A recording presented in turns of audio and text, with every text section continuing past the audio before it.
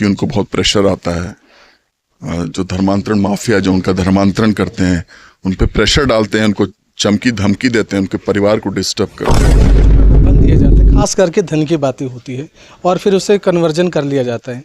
तो इस मामले पे क्या सटीक उपाय, इलाज, समाज? दो मुद्दे हैं, डिलिस्टिंग और छद्म हिंदू जो है, क्रिप्टो क्रिश्चियनिटी है, उनके विरुद्ध अभियान हम छेड़ेंगे ताकि ये एक्सपोज हो। इसके लिए हम एक बड़ी पदयात्रा की प्लानिंग कर रहे हैं, जशपुर से रायपुर तक के। धर्मांतरण बड़े पैमाने पर हो रहा है, गलत तरीके से बहला फुसला करके, हमारे हिंदू देवी देवताओं का अपमान करके। छत्तीसगढ़ और पूरे प्रदेश में धर्मांतरण एक बड़ा मुद्दा रहा है और सनातनी और तमाम लोग जो अपने धर्म से भटक गए हैं उन्हें पुनः अपने धर्म पे वापस लाने के लिए विशेष काम कर रहे हैं। हमारे बीच में प्रबल जी ये भी काफ़ी काम कर रहे हैं। सर, 651 लोगों की पद प्रक्षालन करके पुनः घर वापसी किए हैं आप। अब एक नए कानून की तरफ जा रहे हैं।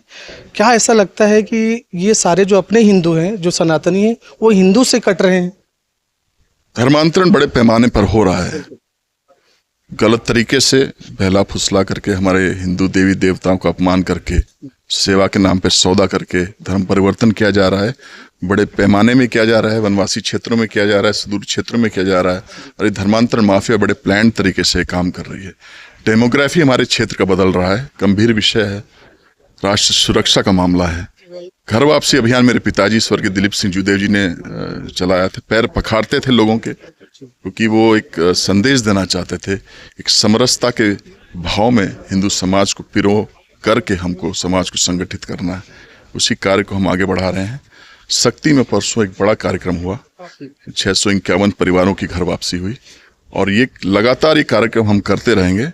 हमारा मुख्य उद्देश्य है, जो अपने पूर्वजों से जुड़ना चाहता है, सनातनी पूर्वजों से, अपने मूल धर्म से, उनकी हम वापसी करेंगे, उनका देख रेख करेंगे, उनकी हम सेवा करेंगे।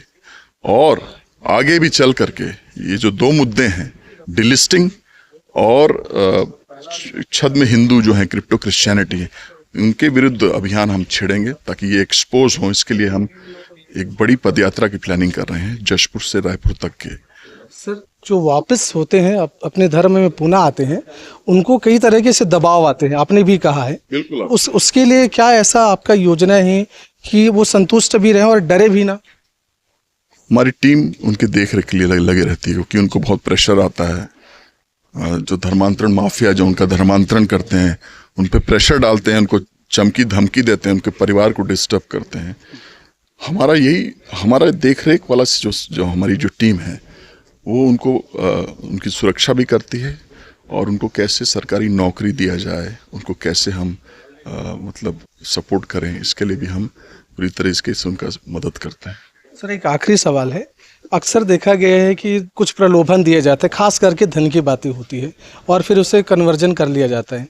तो इस मामले पे क्या सटीक उपाय, इलाज, समाधान की आवश्यकता आपको नजर आती है? देखिए, इसके लिए तो सबसे पहले हमारे सभी हिंदू भाई बहनों को जागरूक होना पड़ेगा, क्योंकि आपको पता नहीं आपके बगल वाले घर में धर्मांतरण हो रहा है। पैसे के प्रलोभन से या इलाज के या शिक्षा के लालच से ये धर्म परिवर्तन करते हैं। और ऐसा नहीं कि हमारी सरकार बहुत काम कर रही है, गरीबों के लिए बहुत सारी योजनाएं बन रही है, उसका वो लाभ लें। धर्म परिवर्तन एक माध्यम नहीं होना चाहिए, क्योंकि और गलत तरीके से धर्म परिवर्तन हो रहा है। इनको प्रलोभन दिया जा रहा है, इनका ब्रेन वॉश किया जा रहा है। जो काम ये कर रहे हैं, जो मिशनरी माफिया, ये गलत है। इसके विरुद्ध हम अभियान छेड़ेंगे। तो दर्शकों, बिल्कुल एक बड़े पैमाने पे होना चाहिए। एक सख्त कानून बनने की बात भी यहाँ कही गई है प्रेस कॉन्फ्रेंस में, ताकि जो इस तरीके से माफियागिरी कर रहे हैं, बीच का बिचौलिया का काम कर रहे हैं, उन पे एक अंकुश लगाया जा सके। जो भाई बहन असंगठित कहते हैं या किसी प्रलोभन में भी आ जाते हैं, उन्हें भी समझाइश, उन्हें भी सही राह दिखाने की कोशिश है। और आने के बाद भी किसी भी प्रकार के कोई दबाव होता है तो बताया जा रहा है कि टीम उनके लिए लगे रहते हैं, उन्हें बचाते हैं, उन्हें सही राह दिखाते हैं। इस विषय में आप क्या सोचते हैं? कमेंट बॉक्स में कमेंट ज़रूर करिएगा।